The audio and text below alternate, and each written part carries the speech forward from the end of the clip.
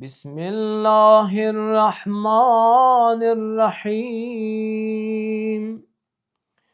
Allahümme ec'alni fihi muhibben li evliyaik ve muadiyen li a'daik.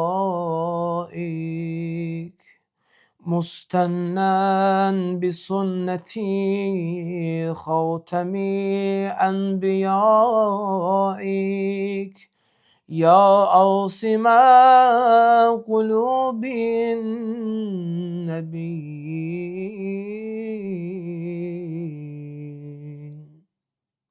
Bismillahirrahmanirrahim. Ramazan ayının 25-ci gününün duası. Allahümme cealni fihi muhibben li evliyaik ve muadiyen li a'daik. Mustennen bi sünneti hatemi enbiyaik ya asime qulubin nebiyyin. Duanın tərcüməsi: Allahım, bu gündə məni sənin yaxın salih bəndələrini sevənlərdən et və düşmənlərinlə düşmən olanlardan qərar ver. Məni peyğəmbərlərin sonuncusunun sünnəsinə tabi olanlardan et. Ey peyğəmbərlərin qəlblərini qoruyan Allah. Bu duanın şərhi əvvəla Allahdan istəyir ki, Allahım məni bu ayda istiğfar edərək bağışlanma diləyənlərdən et. İlahi, mənim dilimi istiğfara adət elətdir. Tövbə etməyə, bağışlanma diləməyə. Allahın ən sevdiyi hal tövbə halıdır. Qəlb ki sındı, gözdən yaş axdı.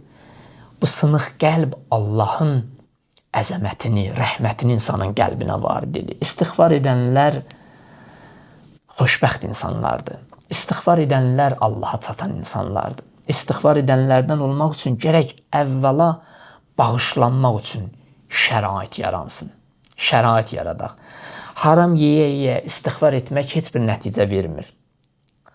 Yəni bu ağılsız bir şeydir. İnsan günah edə-edə istiğfar eləyə. Yox. Ona görə İmam Rıza Aleyhisselamın yanında bir nəfər dedi ki, Əstəğfirullah Rəbbi və Atüblə. İmam Rıza dedi, anam matəmində otursun. Bu necə istiğfar eləməkdir? Sən bilirsən kimin huzurunda Allahdan bağışlanma, istiğfar, tövbə istəyirsən? Allah sən məsxər eləyirsən? İstiğfar budur ki, etdiyin günaha bir daha qayıtmayasan. İstiğfar budur ki, kiminsə malını yeməyəsən, kiminsə haqqını yemirsənsə, onun haqqını qaytarasan, halallıq alasan. Bu zaman istiğfar edilsə, o istiğfarın nəticəsi olar. Günahlardan peşman olmaq istiğfarın şərtidir. Etdiyin günahlardan peşman olasan və Allahdan çoxlu bağışlanma diləyəsən. Və sonra buyurur ki, məni bu ayda itaətkar və salih bəndələrindən et. İlahi, mənə elə bir bəndəçilik libası geyindir bu ayda ki, mən daim sənin sözünlə oturum durum. Daim sənin əmr etdiyin halda əmrinə tabi olum, qadağan etdiyin halda qadağalarından çəkinim. Yəni, itaət etmək bu mənadadır ki, məsələn, görürsünüz, uşaqlar necə valideynlərinə itaət eləyir, necə atanın, ananın sözünə qulaq asır. Ona görə ata-ana itaət eləyən, söz eşidən övladları çox sevir. Eləcə də biz də Allahdan istəyir ki, ilahi, bizə itaət etmək mərifətini ver, məqamını ver ki, biz sənə itaət edə bilək. İtaət edə bilsək, sən bizi bağışlayasan. Və ondan sonra Allahdan istəyirik ki, ilahi, həm də bizi salih bəndələrindən et. Yəni, əməllərimiz daim doğru dürüst olsun. Pis əməllər eləməyək, daim yaxşı əməllər elək. Ya eyyuhəllədinə əmənu, əminu, ey iman gətirənlər, iman gətirin. Yəni, biz dildə yox, əməldə gətirdiyimiz imanı yaxşı əməllərimizlə təsdiqləyək. Ardıca buyurur ki, məni bu ayda yaxın övliyalarından et. Allahdan istəyirik ki, ilahi, bizi öz yaxın dostlarından qərar versin. Allahın övliyası olaq. Bəli, Allah insanı yaradıb ki, ona yaxın bəndə olsun. Onun övliyası olsun, xəlifəsi olsun. Amma insan özünü çəkir şəhvətə, nəfsə, hava həvəslərinə, özünü kiçildir öz mələkutini itirir, öz mələkuti aləmini görə bilmir, zülmətə qərq olur. Ona görə Allahdan istəyir ki, Allah bizi öz dostlarından qərar ver. Allahın yaxın dostları kimlərdir? Hədisdə gəlib ki, buyurulur ki, cənnətdə Allaha deyilər, filan kəs çox möminidir, amma onu cənnətdə görmürəm. Deyir, xitab olunar ki, o Allahın öz yanındadır, yaxın xüsusi bir behişdədir. Yəni Allahın övliyasıdır, o Allahın xüsusi dostudur. Ona görə onu görmürsən. Və sonda isə deyirik ki, mehribanlığına xatir, ey mehribanların ən mehribanı. Allahın rəhmi çox genişdir. Çox genişdir. Allahın bizi bağışlaması möcüzədir.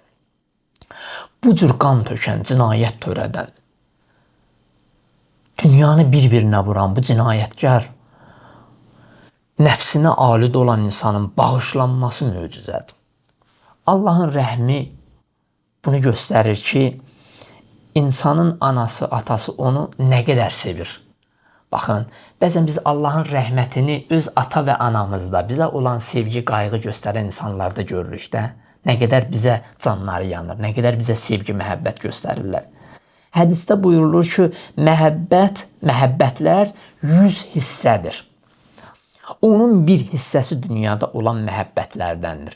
Görün, 100 məhəbbətin bir hissəsi bu dünyada özünü göstərir. Qalan 99 hissəsi deyir, yalnız Allaha məxsusdur. Allahu Ekber. Görün, Allahın rəhməti nə qədər sonsuzdur, nə qədər genişdir. 99 hissəsi Allaha məxsusdur. Allahın hələ bir rəhmətinin təcəllası bizdə özünü əhatə edir. Ata-anada, ustadda, müəllimdə, bizi sevənlərdə, onların bizə olan sevgi, qayğı, diqqətində. Hələ bir hissəsini görürük. Amma 99 hissəsi Allahda özünü əks etdirir. Baxın, Allahın rəhmətinin ən, belə deyim də, aşkar özünü göstərən budur ki, günahkar bəndə Allaha bir addım atanda Allah ona doğru 10 addım atır. Dərhal onu öz ağuşuna alır. Ona öz rəhmət, qüdrət əlini çəkir başına. Onu bağışlayır. Bu isə insanı dəhşətə gətirir. Belə bir Rəbbin huzurunda insanı ağladır, səcdə halına salır, qəlb qırılır, göz yaşı axıdılır. Allah'a and verirəm, öz rəhmətinə bizi bu sonsuz rəhmətindən dünya və axirətdə ayrı salmasın.